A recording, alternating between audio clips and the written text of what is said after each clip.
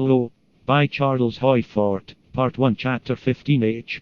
Chambers, Journal, Volume 66, page 753, that CARABOO, the impostor, had told her story of alleged adventures in the Malay language. Further along in this account, that the girl had spoken in an unknown language. This is an inconsistency worth noting. We're on the trail of bamboozlement, though we don't have to go way back to the year 1817 to get there. We hunt around.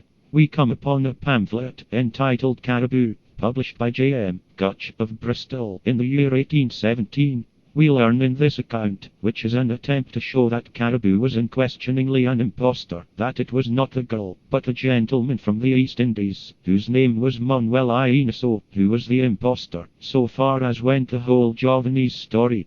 To pose as a solver of mysteries, he had pretended that to his questions, the girl was answering him in the Malay language, and pretending to translate her gibberish, he had made up a fanciful story of his own. CARABOO had not told any story in any known language about herself. Her writings were not in Malay characters. They were examined by scientists, who could not identify them. Specimens were sent to Oxford, where they were not recognized.